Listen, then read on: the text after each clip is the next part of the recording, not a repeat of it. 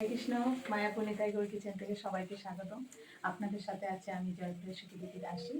আজকে আমি ভগবানের জন্য কি রান্না করছি সেটাই আপনাদের সাথে শেয়ার করেছি। আজকে আমি সকালে গণিতের জন্য কি রান্না করছি, এখানে রাইস বসিয়ে দিয়েছি, রাইসটাও ফুটে গেছে। আর এখানে কচু শাক হচ্ছে, কচু শাকটা চুলা দিয়ে নারকেল দিয়ে খুব সুন্দর, মহাপ্রভু খুব প্রিয় এই কচু শাক। আমরা যখনই ভগবানের জন্য ভোগে রান্না করি তখনই চেষ্টা করি যাতে ভগবান কি ভালোবাসে সেটাই রান্না করে ভোগে দেওয়া, যেমন কচু শাক, মোচার ঘন্ট, ফুল, কাঁচকলা এরকমভাবে। তাই আজকে নিয়েছি কচু শাক। কচু শাকটা প্রায় হয়ে গেছে, আমি ভাজা ভাজা করে নিচ্ছি আর একটু। তারপর হবে মুগ ডাল। এই যে কচু শাকটা দেখুন, কড়াটা লেগে যাচ্ছে না, একদম ছেড়ে দিচ্ছে, তার মানে কচু শাকটা হয়ে গেছে।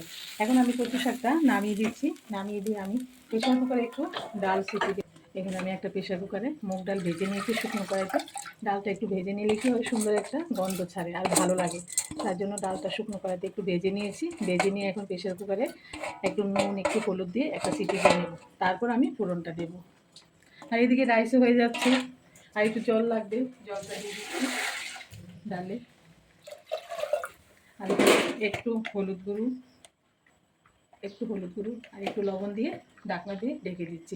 ডালটা মুগ ডাল যেহেতু আমি একটা সিটি দিয়ে নিচ্ছি। এখানে আমি মুগ ডালটা সিদ্ধ হয়ে গেছে, একটু ফোড়ন দিয়ে নিচ্ছি। ডালটা ফোড়নের জন্য এখানে শুকনো লঙ্কা, তেজপাতা দিয়ে দিলাম, আর এখানে একটু জিরে ফোড়ন দিয়ে দিলাম, একটু আদা কুচি দিয়ে দিলাম। ভালো করে আদাটা ভেজে নিয়ে আমি এখানে অল্প একটু হিংগুলো দিচ্ছি, যেহেতু এই মুগ ডালটা আমি একটু অন্য ধরনের করছি তার জন্য। সকালে রান্নার মধ্যে মুগ ডাল হলো, তারপর আবার অল্প একটু ঝালের ডাল করলাম, মটর ডাল দিয়ে পাতলা করে একটু ঝালের ডাল হলো। আবার একটু এখানে রসা হলো, এই যে এক ধরনের রসা হলো। রসাটা আমি ভোগের জন্য বেড়ে নিয়েছি। আর এখানে আমি শাপলা করেছি, শাপলাটাও রান্না করেছি, যে দেখুন শুকনো শুকনো করে শাপলা রান্না করেছি। আর এখানে আমি ডাল বেটে নিয়েছি, ডালটাকে একটু ফেটিয়ে নিচ্ছি।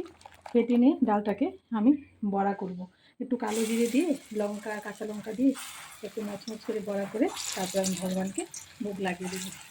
আজকের রান্না আমার এই পর্যন্তই। আর এই রান্নার মধ্যে যদি আপনাদের কোনো আইটেম ভালো লাগে অবশ্যই আমাকে কমেন্ট করে বলবেন, আমি ওই ভিডিওই আপনাদের কাছে আবার শেয়ার করব। আর আমার চ্যানেলটাকে যারা সাবস্ক্রাইব করেছেন তাদেরকে অসংখ্য ধন্যবাদ, আর যারা করেননি অবশ্যই সাবস্ক্রাইব করে দেবেন, আর লাইক কমেন্ট শেয়ার করে দেবেন। সবাই ভালো থাকবেন, সুস্থ থাকবেন।